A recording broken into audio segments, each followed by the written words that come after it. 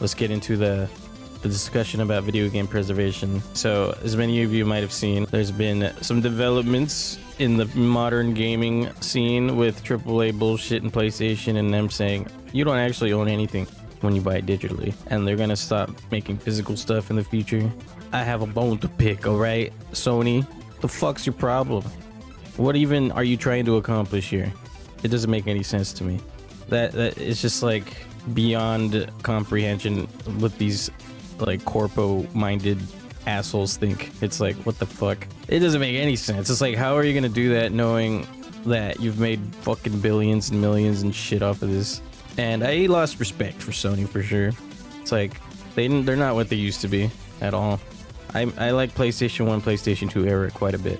Once PlayStation 4 and 5 started hitting, it was just awful. And it's just getting worse. And I'm just very, very irritated. There's also been like worries on the Xbox side, Microsoft, or a little bit of worries on the Nintendo side with the game key cards. It's all very bleak. It makes me sad. Yeah, it's very saddening to see. They're treating video games like, it's weird because you treat movies with such high praise. They treat like books and stuff like they're meant to be preserved, you know what I mean? But with video games, it's, for some reason that doesn't fall into the same umbrella for them when it obviously should. You know, it's still media we have to buy and partake in and have physical copies of. Tangible media is dying and it sucks. But I will say that there's been some cool developments in some other sectors of the internet when it comes to preservation. One of them being recompilations of old retro games. And my god, they're taking off, aren't they? I don't know if you've seen, but there's droves and droves of recomps being completed as of the last couple months.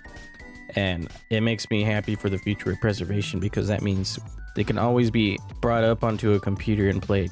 Even if it's not on the original consoles, it's still something, you know? I know there's like companies making like replacement N64s that are like new and can play the old stuff still. That's all well and good too if you prefer that, you know?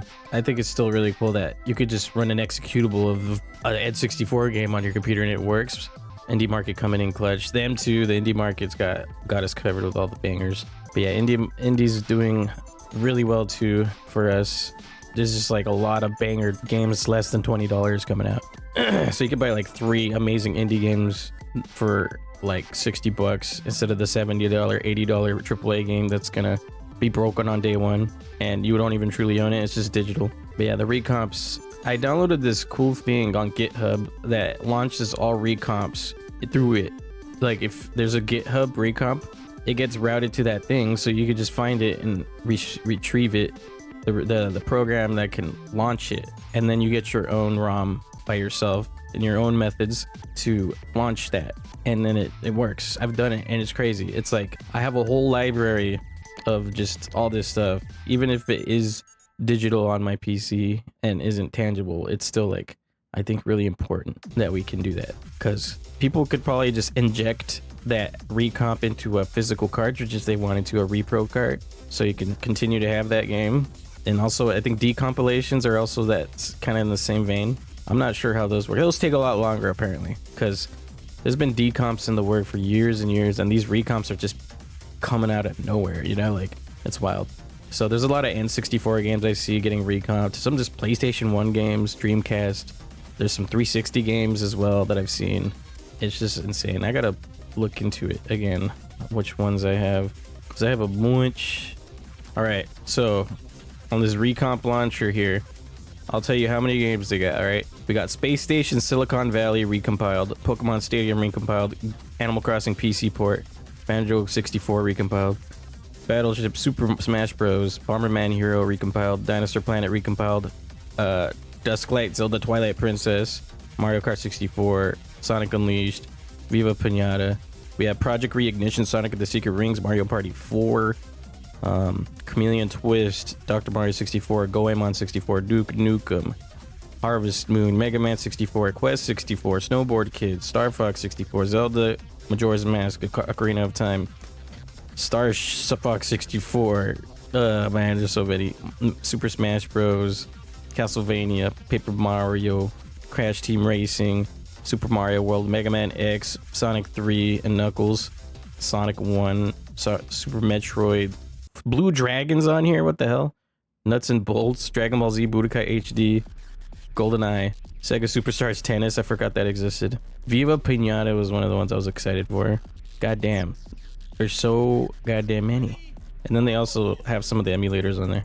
So it's just a smorgasbord. If any of those games listed strike any interest for you, it is incredibly easy to get them running on the PC if you have a PC, and very low cost on the PC usage, I think, too. Yeah, you could pretty much run all those games, and I have plans, and I can't wait for all the mods that are gonna come out for it. Like, it's gonna be crazy. There's gonna be multiplayer mods for games that are traditionally single player. Like, I know Banjo-Kazooie's getting one. I'd like to see something in other games as well. I know Twilight Princess had one, which is insane to me as well. Crazy shit. Like, some stuff that you would have never dreamt of ever happening 10 years ago. Like, the possibilities are endless now. Once you get them recomped onto the PC, you can do a lot to the game. Recompile it, you know, change it to what you want. And you can get like 60 FPS, 4K resolution, even 120 FPS, buttery smooth, low input delay, all that kind of shit. But yeah, there's a future plan I have for replaying Zelda Twilight Princess, because I haven't replayed it in like 45 years, I think. It's been a long fucking time, and I love that game. Who knows, in the next couple months, you might see me playing that Twilight Princess recomp with all the fancy shit, recompile the whole experience, basically. I say fuck you to modern AAA Sony, and most of the stuff out there. There's some good eggs out there, we'll say, but most of them are stinky. Consider indie games, consider recompilations, consider, I don't know, if you haven't, I know it's hard to like get a PC if you don't already have one. So that is one thing I could say is going to be a little hard. Unless you have like a Steam Deck or something, I think you could probably load compilations on those. I also found out that like Microsoft laid off a bunch of the employees recently, but they did it in a way that was like best case scenario for the worst situation to happen. You know what I mean? That kind of like weird paradox where they were so transparent about it. They like just laid out the entire email they had sent to everybody as public online, and everyone read it, and it read pretty like genuine. And what they did was they didn't actually completely close down the studios they had laid off. They let them gain their independence as indie studios, and they're transitioning them out of the industry for the AAA industry so they can work on their own stuff. And I was like, wow, that is admirable. Wow, usually the first thing they would do is just chop them off and like throw them in the garbage. That's what happened to like a couple other really it was undeserved for some of these devs in the past. One of them, I think it was Tango Gameworks or something like that worked on what game was it again? It was like this like rhythm music game, I think, but it was fun. I played it. I just can't remember the name of it for some fucking reason. It's eluding me. But that was a case where I was like, why would you just completely axe them? You could have just at least transitioned them to like indie studio. But they're doing that now under new leadership with Asha. I think Phil Spencer and forgot her name were the big problems for how things were ran before, because as soon as they were axed and replaced with Asha, she completely steered the ship. So I can at least give them their props for doing the best case scenario for a really bad situation. You know, I'm not saying that this is a good thing or anything, but I think it could have been a whole lot worse. You know what I'm saying? There's some like silver lining to this in a way, but like I said, don't twist my words, okay? I still think it's fucked up that this even happened to begin with. And 10 years of running the company like the way they did and course correcting now is like, man, they should have done it a long time ago, but I'm glad they're doing it. So hopefully the future of Xbox itself will be fine. Just gotta hope that they remain, you know, solid. But Sony, on the other hand, has a lot to answer for, and they're out here fucking still pretending they didn't put out that fucking statement, and people are fucking dogpiling them all over the internet, and it's well deserved. Nobody's a fan of Sony at the moment. I know some friends of mine are just like not gonna buy from Sony at this point anymore, and they're just gonna fully go into PC, which I think's fair. PC already gets most of what people play anyway. Sony could go fuck off, or they could course correct or something. I don't know. We'll have to see what they do. For now, I have no qualms even like not supporting Sony anymore. No qualms at all. I will gladly just buy indie games if I have to, because they're all a fun ass time. Like, you see me, I play like 95% indies these days, or retro games I grew up with, or, you know, games that haven't been made in the last 5 years, and I'm happy with that. But I will probably still partake in stuff here and there. Don't get me wrong, I'm still gonna get the Halo remake, alright? I'm still grabbing that because I'm just a hopeless Halo fan. You know what I'm saying? I need that Halo copium. So that's one thing I plan to get pretty soon, actually. In the future, if Fable 4 ends up coming out, I'll probably get that one. But that's like the only two I have my eyes on. Black Myth, the other Black Myth game they're working on, I thought was gonna look cool. But that's really the only ones I can think of that are like big games coming out that I want. Everything else has been like indies I'm excited for. But yeah, I want to know what you guys think of this whole situation. I mean, both like the shitty AAA gaming part and also the cool recompilation part where people are just taking it into their own hands to save old games and stuff like that. I think piracy is cool. No, I'm just kidding. I'm kidding. Unless. Yeah, I want to know what you guys think for sure too. I could keep going. Honestly, I still got some time to yap about it. I'm excited for future recomps of Donkey Kong 64's one. That's another one I'm excited for because we're playing that today. You know what I'm saying? So who knows? Maybe in the future you play it on the PC with the multiplayer, no lag. Imagine, like NSO has that fucking lag. I like NSO, but goddamn, is it annoying to play online? Like, it'll play perfectly for you single player because it's not gonna use the connection to online. But oh my god, recomps are crazy. What you can do. Yeah, I thought decomps were the all be all end all, but recomps have like really revitalized shit. Well, it sucks that the big cores are ruining gaming while it's cool to the gamer community step up to the plate. Yeah, I think it's admirable. There's always going to be some people who are going to stand up for, like, you know, all this gaming stuff because we need to. Gaming used to be really great for everybody, you know, involved. Like, it was a win-win for everyone. Now it's just like becoming a losing situation for us as like consumers. Cores don't care anymore. It's showing more as we go on. See Sony. Yeah, we were just talking about Sony's bullshit. And it's funny, there was I don't know if you guys know about Video Game Donkey, but he put a video out today about it. He's like, oh, Sony's gonna be so mad. And he's like showing his physical collection of PlayStation 3 games and 4 games.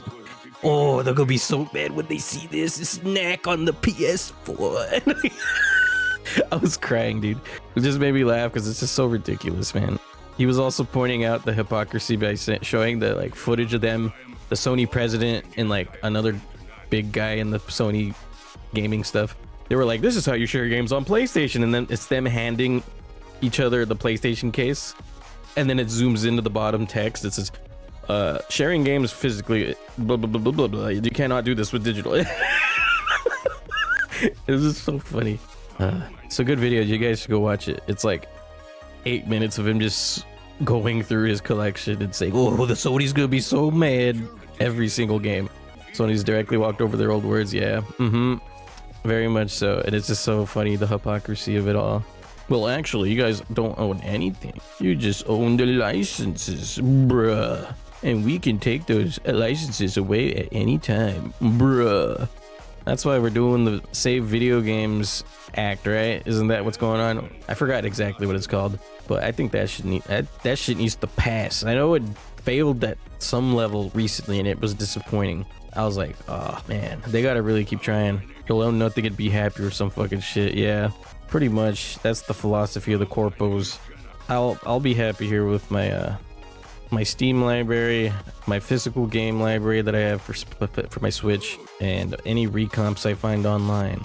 Experiencing those old classics in a new way is like so exciting to me. I can't get over that fact still. I could only imagine my past self not believing this ever existing, like ever could exist. So here's what I've heard. I think it's a pretty damn accurate thing. Consoles have an edge for ages because it was good performance for the price plus the physical elements.